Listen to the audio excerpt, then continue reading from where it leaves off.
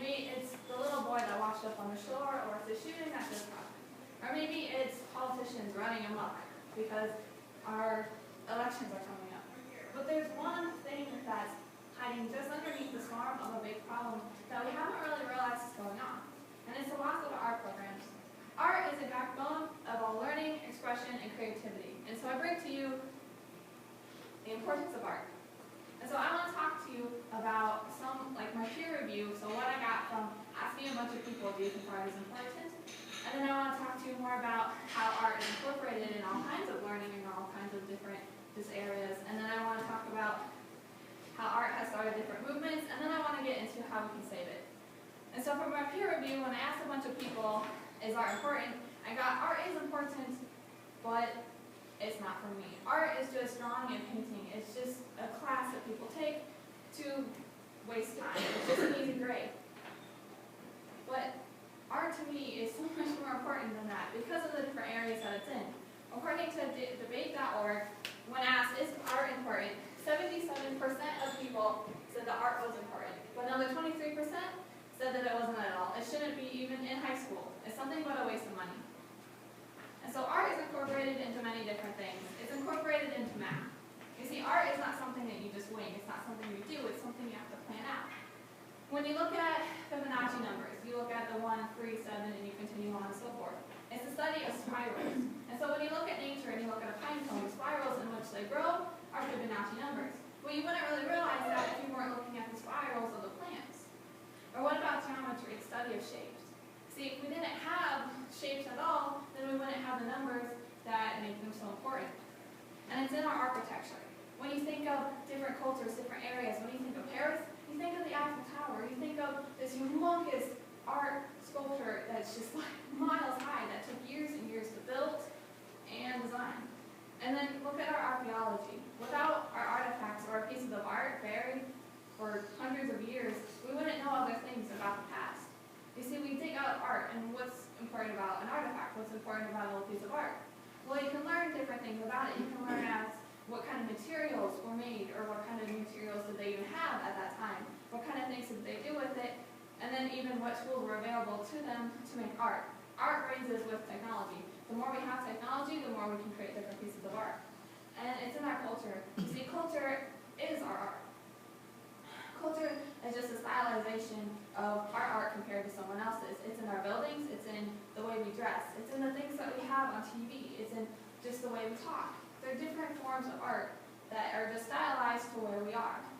Different places, if they want to get rid of our culture, they'll destroy all the pieces of art, they'll destroy all the buildings, they'll destroy what makes the people uniquely different. And it's in the things that we advertise.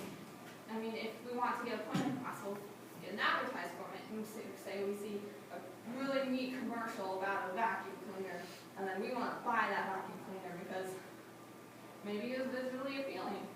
And it's in our sports. You might not realize it or not, but when they're coming up with plays for sports, they use a different kind of diagram. And a diagram is a visual interpretation of something. It's an art. And it's in our fashion, and it's how we learn. It's a hands-on opportunity for us to actually have to go and to build something, or to do something, or to create something. And so I want to talk about the benefits of art. What can make a man so crazy that he'd cut off his own ear just to paint? What about the man who decided that he's not going to buy money, or he's not going to use his money buying food, he's going to use his money buying paint? See, painting a long time ago is how we interpreted things. It's how we showed pain or sorrow, or if war was going on, we would paint pictures of war. But now that we have technology, or even just advances in technology, we have something called photography. And so I want to start off with one of the most powerful pictures I know. It's the raising of the flag. And you see, this picture started a movement of hope that World War II might end for us, and that we might win. Or what about the kiss? After World War II was over, we see this image flooding newspapers or TVs as just this movement of happiness because we won, we're okay. Or what about the death of a president and his family?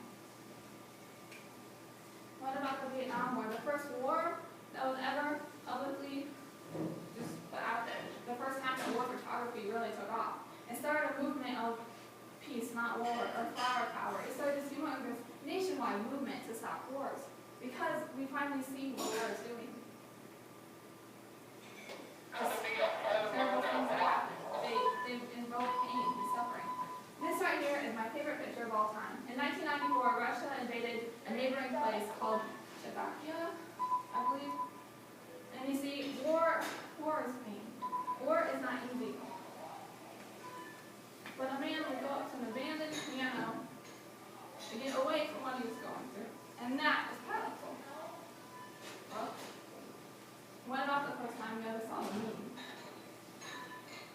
What about the first time you ever seen Earth cradled in space? What about the pictures that made us hate terrorism? Or the pictures that show division? What about the famines that happen in the photographs that we show people to make them think we can't be wasteful or we have to help? Or what about the pictures that show change or coming together? It doesn't matter what religion you are. Are you seeing millions of dead? Does that really help, just the words? Or do the pictures speak to you? Now, how do we save it? People, if you try and get rid of art, you get rid of things where just some kids do not have the opportunities to go to museums or to see things. And if you take it from high school, you take it from the kids who have never been and who have never seen it. So truly, how do you save it? You just support it. There is no easy way to support art. I mean, there is no easy way to save it. But when you vote yes to, let's say, the art program, or you try and fund the programs that our high school has, or try to create different groups, support it. That's the only way you truly can save it. And so, before you could talk, you're experimenting with sounds. Before you could write, you were doodling. Art is the foundation of who we are, what the world has become, and what it will be. It is the start of learning and the first expression of all creativity. It is the backbone of all learning, creativity, and connection. So I showed you what people think about it and the voting of it. I showed you kind of the ways art is incorporated in a bunch of different areas. And then I showed you the movements of it and kind of the not so easy way to save it. But we've all grown accustomed to hearing bad news. And it's through art that we've created expression, we've created connection with different people, whether it's someone all the way on the other side of the world. We all have art, and art is universal. It has no division.